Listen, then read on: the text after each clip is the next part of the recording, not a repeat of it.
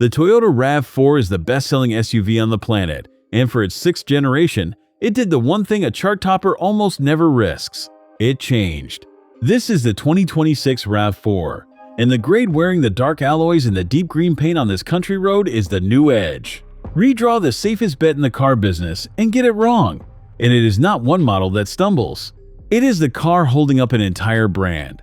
So Toyota played it safe, on purpose. Start with what did not change, because that is the whole point. There is no plug on this Edge. Toyota retired the pure petrol RAV4 completely. So every 2026 car is electrified, and the Edge runs the proven hybrid. A 2.5-liter 4 works with two electric motors for a combined 192 horsepower, sent to all four wheels as standard. It sips fuel at close to 50 miles per gallon, and it pulls away in near silence before the engine ever wakes. On a long country run, it settles into an easy, unbothered rhythm that makes the miles disappear. This is the recipe that built the phenomenon, sharpened rather than reinvented. Then there is the way it wears that decision.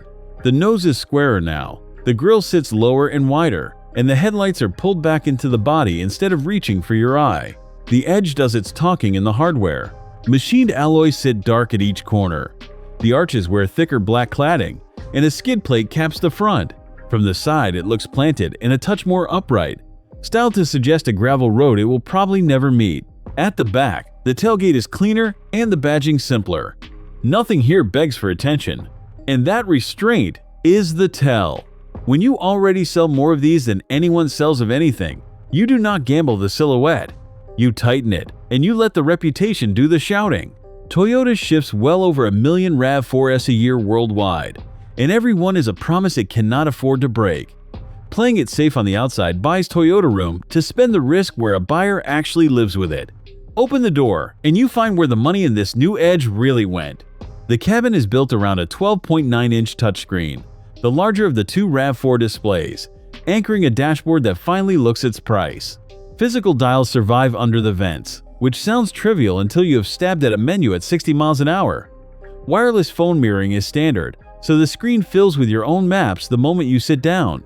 The Edge adds heated front seats, its own upholstery, and metallic trim that lifts it a clear grade above the cars beneath it. It is roomier than the numbers suggest.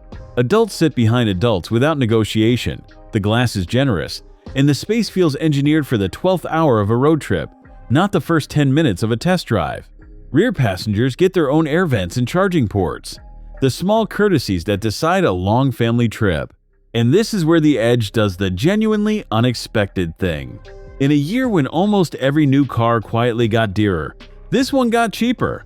Toyota moved the Edge from the top of the range down into the middle and cut its price by about $3,000 to just over $55,000.